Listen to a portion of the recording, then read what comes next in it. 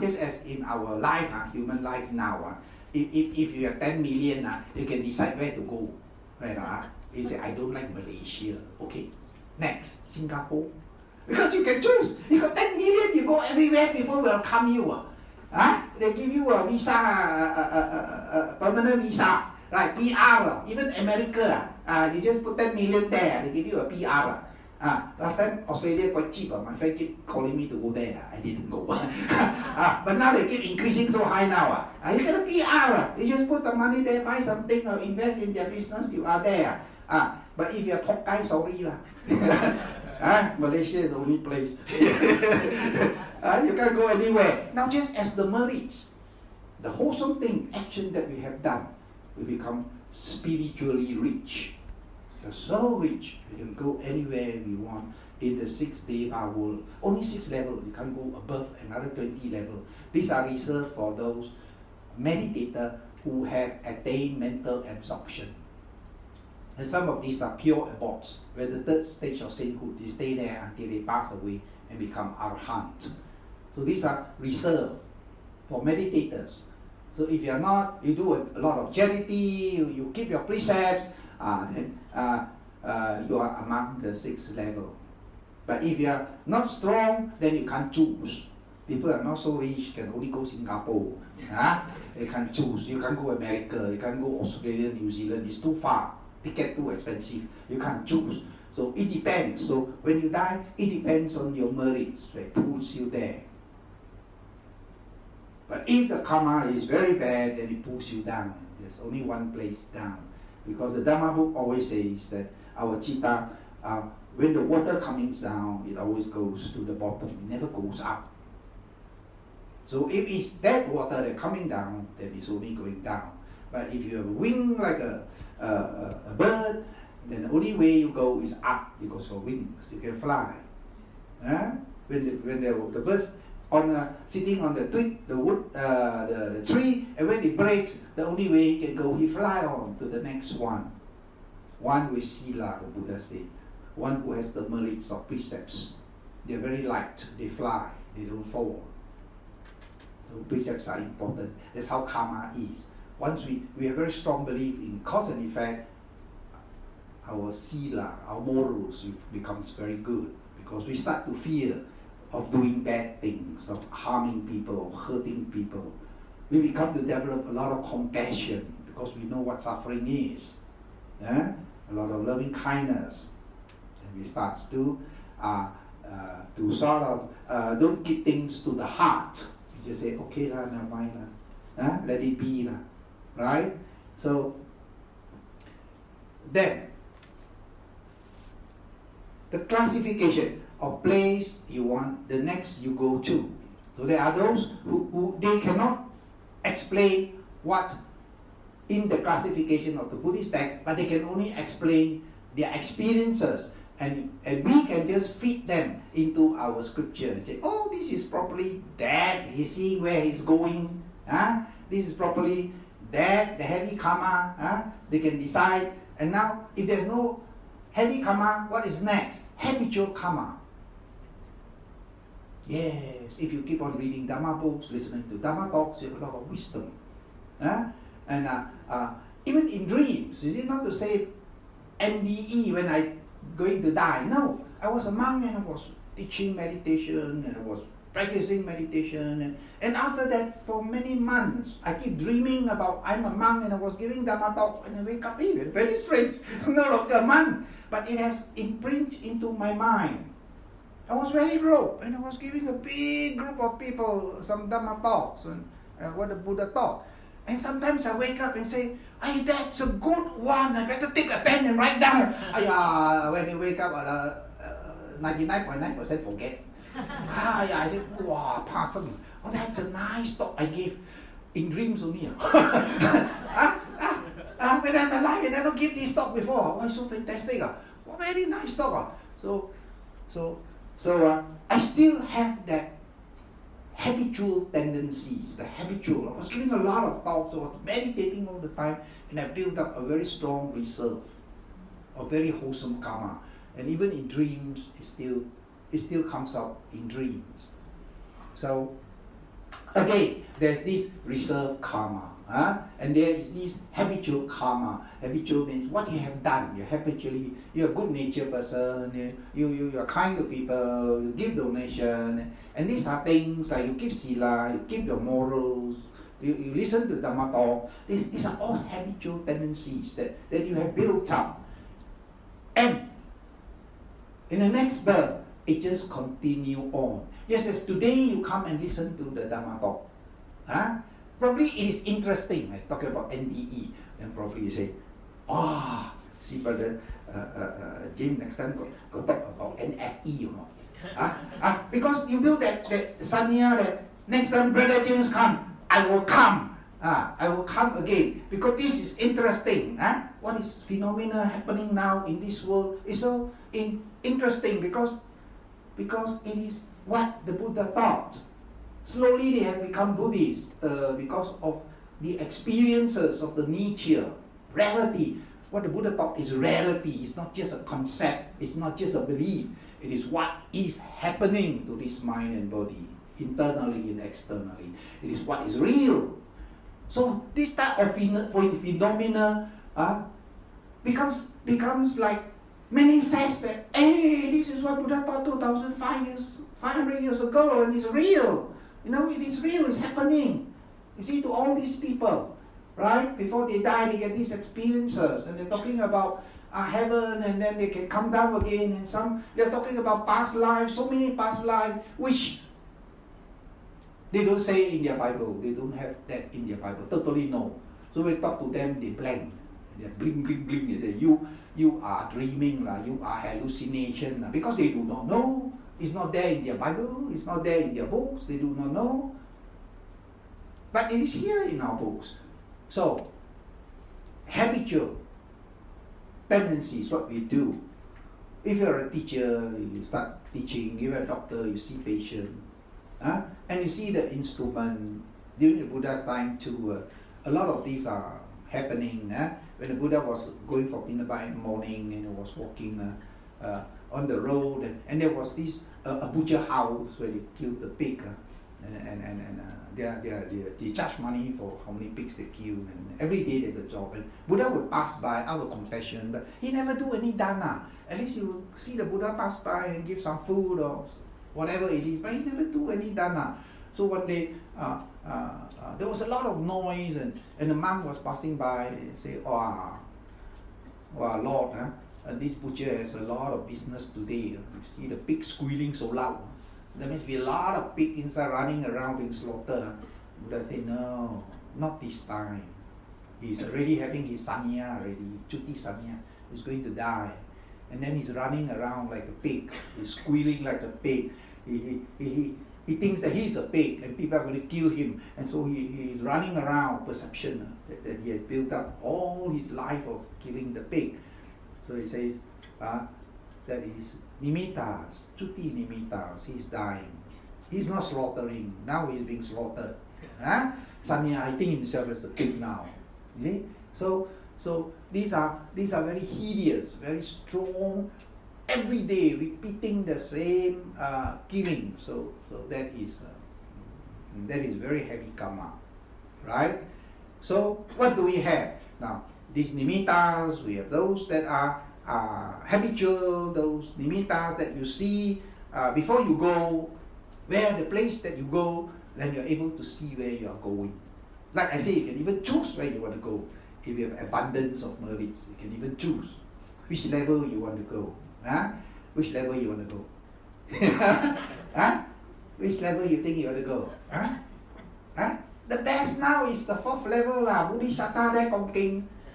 The next Buddha to be, have you seen the fat Buddha with the big stomach? No, Buddha not so ugly one. Buddha very handsome one. But this is a photo because he has a lot of metta, a lot of kindness.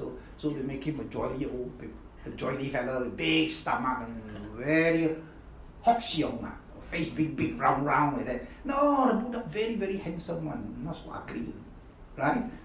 I'm not saying you are. Okay, I'm just talking about the picture. Okay, so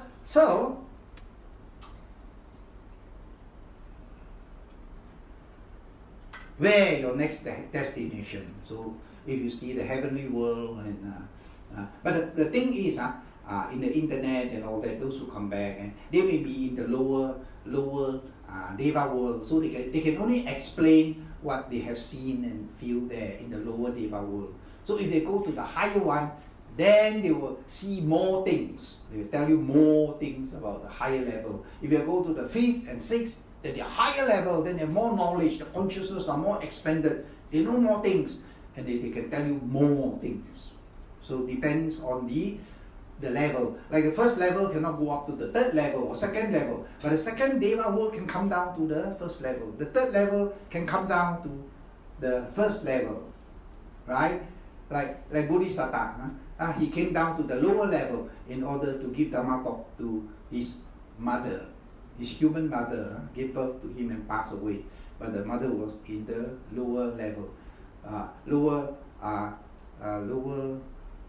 was in the lower level. So when the Buddha became enlightened, he went to the lower level to give talks to the mother. So the higher level Devas all came down to the lower level. So they can come down, but the lower one cannot go up. That is the phenomena. Now then, so we have the heavy karma, then we have the death proximate, near death. If accident, then they appear like they are accident victims. They look ugly. Those who hang themselves, then they have long tongue. You see that in the movies. I wonder whether they are so ugly, you know. They got long tongue because they hang themselves. They cannot breathe and the tongue come out so long. So when they are reborn, they take the picture of they hanging and to show you that they die. You know, they hang themselves. So they sort of replicate what they before previously. So some of them they do that to show you how they die. So that is the death proximate.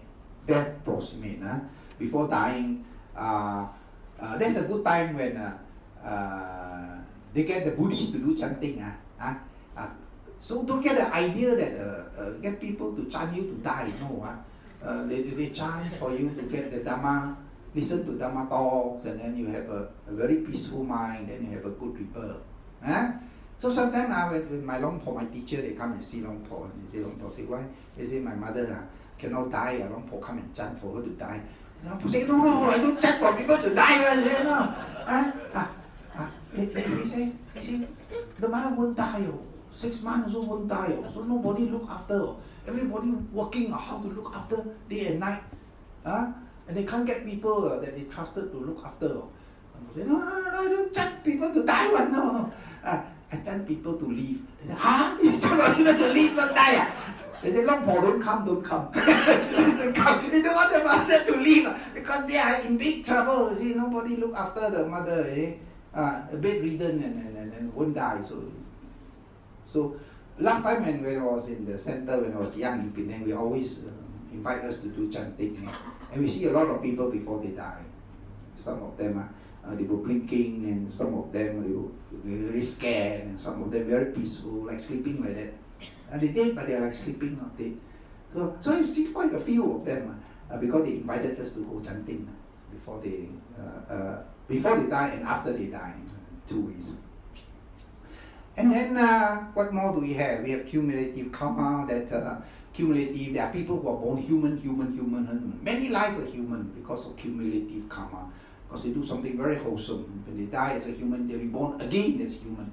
So you see the internet, there are some of the boys 3 years old. They can tell where they are born, how many times they are born, in which place they are born. They're born sometimes as a woman, things like that.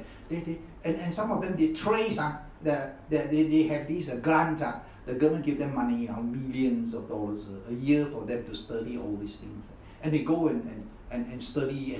And some of them they say, 20%, 30% they are solid evidence.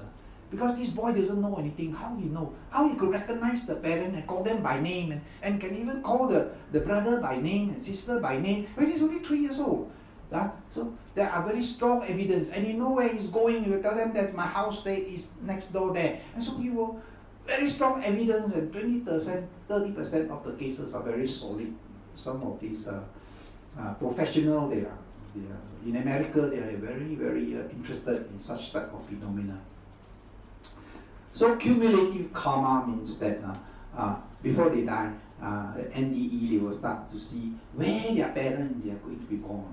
Some of them tell them that they told their mother that I see you, I see you, and then I see you and dad, then I know that you're going to be my next parents. And the mother was very surprised. He could see them. He could see the house. He could tell them what is happening and this and that before the birth. It's very strange. Now, all these is a very strange thing, and we do not know whether it is true or it is untrue, but we just match it with our scripture. That in the Buddhist teaching, we already have all these things. Now only because of the internet, wow, all these things becomes widespread, and people are becoming to have more belief in cause and effect. That it is not only one life we live and die. No, there are many, many lives, and they do not know, of course, what happened. What happened after that? Like this spiritual person who met the Buddha, and he has this concept long time ago, and then we asked the Buddha, is life eternal or not? Are we going to be born again and again, don't stop or not? Then the Buddha kept quiet, and he said, then is life going to be not eternal? That means after some time we are born, then we die off. The Buddha kept quiet. And he said, look at the Buddha, then is life both eternal and not eternal? Buddha kept quiet. Then is neither eternal nor not eternal. Buddha kept quiet. And he looked at the Buddha. He said, oh, holy man, if you don't know, say don't know lah. You're supposed to know everything. The Buddha is all seer. You see the past, present, you see the future. And then you don't want to answer me, you say lah, honest lah. Say, I don't know, I have no vision. Like that lah. Buddha kept quiet. Then he walked away, shake his head. Then Ananda said, hey Lord, why don't you reply his answer? Buddha said, he's so confused. The more I say, the more confused he is. And the Buddha gave Dhamma talk not to confuse people, to enlighten people, not confused, because his mind is so confused. The more Buddha said, the more he confused. The Buddha kept quiet, noble silence. What do you think? Is life eternal? What did Buddha say? Is life not eternal? What do you think the Dhamma book say? Anybody? Nobody say anything. Okay, I continue.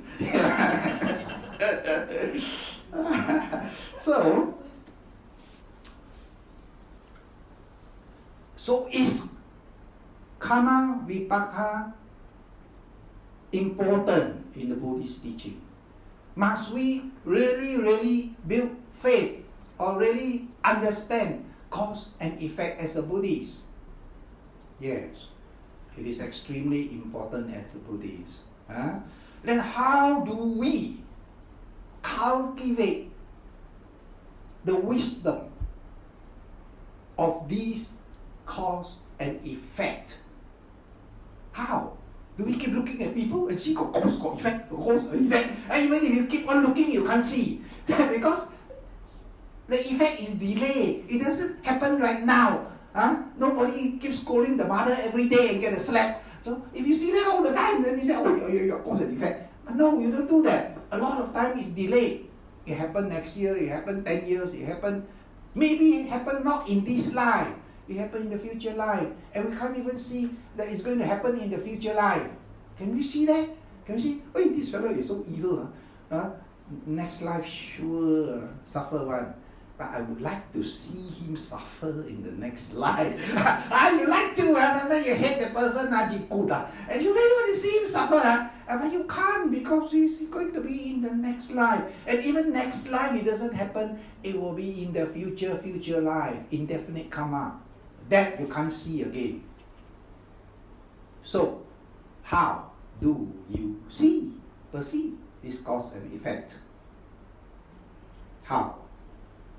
So you can't So if you were to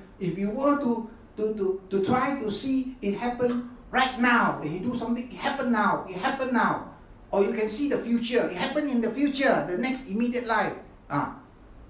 But mostly people can't. 99.9% can't see people when he die. Then next life you see them now that fellow go hell. So no, you can't. You can't see. So how do you cultivate this cause and effect, this knowing, this wisdom, which is so essential in this way of realization? You must pass this level before you go to the next level towards enlightenment. So if you do not hold fast to this cause and effect, these experiences, then you will not go to the higher level of the realization. We call it arahantship, or first state of sainthood. Now how do you do that? How do you verify cause and effect? If you know that, then it's better than 丢头标 lottery. It's extremely difficult to do that, to verify. Like a few months ago, I was in a meditation class, and this Amor Italian, he was a monk for a long time in the forest in Thailand, and he wants to look after this monk who had passed away, and then they bring him to see me, and he gave me one question. He said, I want to verify that there is this rebirth, cause and effect, and when a person dies, he's reborn again. The same person that he died is reborn here. He wants to verify. And I say, how? You got the test tube with you. The lab test tube with you. Then you shake it and see how the soul go in here and the soul go over there. How? I say, no, that's the problem. He wants to verify. So you have instrument to verify or not? How? You must invent something fantastic and then see the soul come out of the body. No, we go on to another person, a human being. Can? No, not possible. I say, no, there's no way. What if he's a woman now and born as a man, or he's a man now and born as a woman? Even with both your eyes seeing it, that he died and he born, you still think it's not the same person. How can it be the same person? What is man now is a woman, now is a woman, now a man. But of course, in a human you can do some operation. A man become a woman, but a woman to become man difficult. But can you do that? Even if you see with your own eyes, you still won't believe.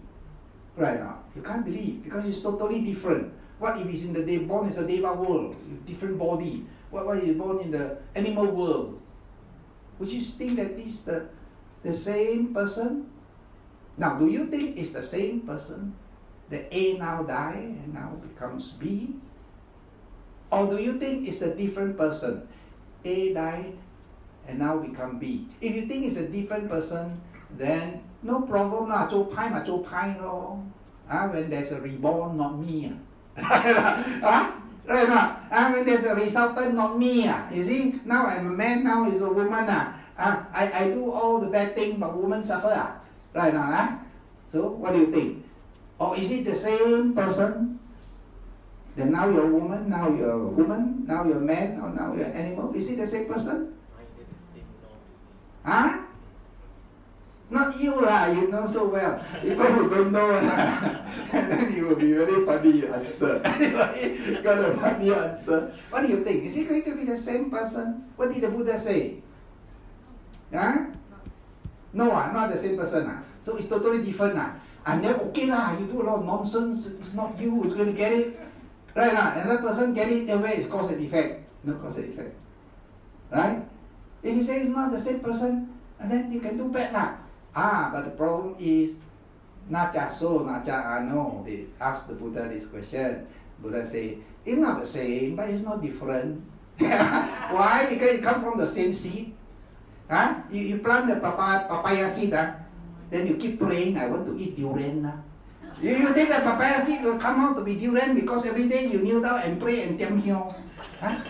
No, you can't. When it's a papaya seed, it comes out a papaya, it will be a jambutan. Cannot. It's a seed. So it comes from the seed. But you say it's the same, it's not the same. You say it's different, it's not different. Why? Because it's a continuation of cause and effect, cause and effect, cause and effect. It's a continuation. That's why people, when they see the past life, they see they're different person. Now he's a man, now he's a woman, now he's a doctor, now he's a what. But he recognizes it's me. Now how could he recognize it is him? Because it's a continuation. Now if I show you a picture when you're 3 years old, now I show you a picture when you're 60. You say, hey, this is me, this is me.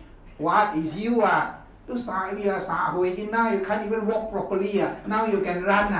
Now you can cook. Now you can eat by yourself. No need to change your nappies. You think it's you. Why? Because it's a continuation. Continuation. You're 50 years old, you still say, no, that's me, 3 years old, me. The 3 years old is you. No. Different, isn't it? You can do a lot of things you can't do 3 years old, isn't it? Yeah. But again, it is not different because of that continuation. Then you see it's me. Right? So, interesting, huh? What's the next? Hey, what's the time? Hey, 1.5 hours already. Okay, open for question. Because karma is so long, so much. It's so interesting. Now what is happening in the world now? It starts to, the more things are happening, because of this internet, now everybody there to talk about the experience, this and that. And now, because Buddhism is real, it's not just a theory, not just a scripture. No, it's something real. Buddha is teaching reality. And so all these things. But they don't put it in Buddhist term only lah. They don't say Cuti Nimitta. No, they say NDE. It's the same thing lah. They have their own terms lah, but they are verifying what the Buddha taught. Okay, Q&A. Q&A. I've been talking so long. Okay, thanks to Brother James for the very excellent sharing today. So we invite questions from the audience. So hardly we can get Brother James to give them a thought. So please take this opportunity to ask questions. What about those in coma? They are not dead yet. So they will get a lot of NDE. Those in coma. In coma. They will get a lot of NDE. They will get a lot of all this. That's why I say, it may be just a mental formation. They will recollect the past life, in this life. You say, they will start to think about what happening in their when they're 3 years old, when they're in school, which is normal. We do that all the time as well.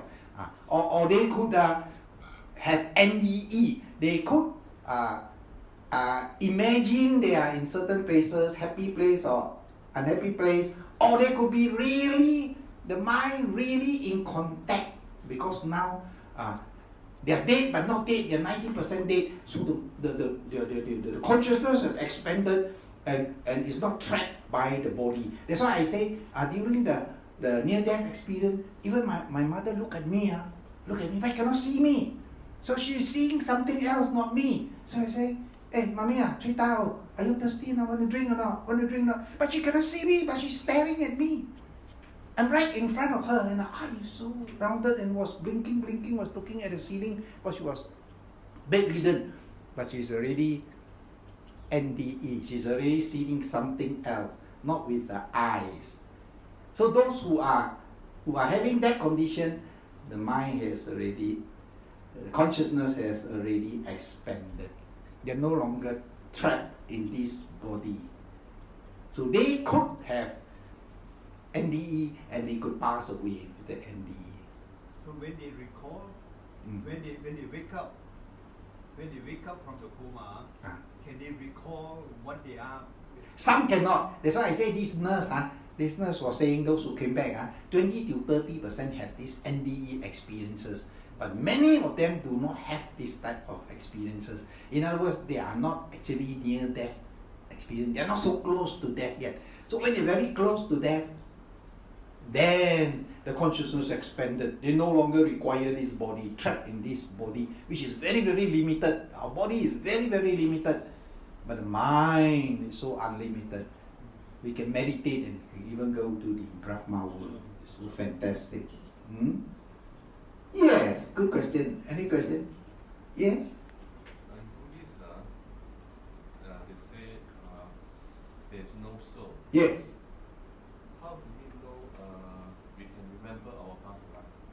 No soul. There is our past life. Ah.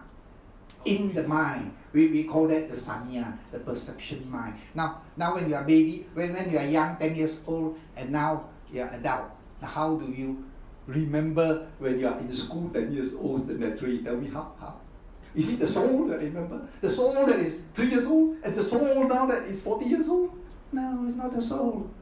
It's the memory. We call it sanya. The cetasikas, the mental states. The memory will survive. Huh? The memory will survive. The sanya, sometimes it is lost. So we remember only the important thing. The non-important thing, because the memory is so much, our mind cannot contain, you burst. So you won't forget. Even when you dream, you got so much dream when you wake up. I say, do you dream? No. Can our memory mix with other people? Huh? Can our memory mix with other people? If you're something special like twins. Twins, they are very special. They could have the same dream. And they say, hey, I remember, and you dream the same thing. Yeah. Or influenced by the petas or devas. They wake up and say, hey, you dream about mommy? Oh, yeah, last night I dream about mommy. You should come to talk to me about like that. Hey, that's the same thing. I dream the same thing. Mommy come and talk to me like that. They could have the same, induced by those beings. When we are sleeping, our mind are very weak. Very weak. So it can be influenced. But when your mind is very strong, open up to all stimulation, they cannot get through. Like your radio got no wavelength. Overcrowded. You know. They are typically thinking is mental wavelength, energy. Mental energy. So what is rebirth? Karmic energy. There's no self that is rebirth. It's the karmic energy. We call it rebirth consciousness that brings all to a new mind and body. There's no soul that goes from this body to another soul, to another body. No. It's the energy, the same mental energy that brings us from 10 years old to 30 years old. It carries on. Is it beneficial to remember our past life? Depends lah. But what's the use? If it has no good effect. But if there is a good effect, but if there's a memory of bad past life and it gives you more trouble in this life, I better don't. So don't go to see all these psychiatrists. Unless you're in serious trouble, then there's no choice. It could be bad. Like our memory, we remember we have done something very bad in the past. Now we have a lot of what? Remorse. That is bad. You see? You got to cut it off. You say, oh, forget, don't remember. Because that is bad. Because that what you have done in the past comes up in your mind and become the present thoughts. And present thoughts comes with feeling. And that is a lot of nonsense feeling. A lot of regret, remorse, a lot of pain, mental pain, suffering.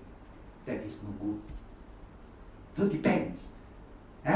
But if you know, if you are Buddhist and you do meditation and you know how to meditate, you know how to deal with your mind, and then you know, in the past I did something wrong. Okay, now that I know, okay, I will do something wholesome. I won't do this type of things again. Now if I steal his 10,000, okay, I go back and give him back the 10,000. If now you're rich, gonna be then, so what 10,000? 还你啦. So you die in peace, people say. You don't owe, you die in peace. So that is good. That is when you have this memory that is bad, but it is good that now in this present life that you recollect, that you still remember. It is bad if it causes you a lot of mental suffering. So whether you see the past life or you see what is your past in this life, no difference. It's how you handle it, your life now. Now, in this present moment. So you must come to our meditation class. Yes, any question? Yes. Any more question? Okay, no question. Hope you're all well and happy, alright. And try to be happy, and the past things that you've done wrong, you need to let go of it. Don't have remorse, let it go. Important is the present. Do something wholesome here and now and in the future, and you don't have to worry about NDE. Alright? Okay, put your hand together. Sadhu, sadhu, sadhu. Take good care of yourself.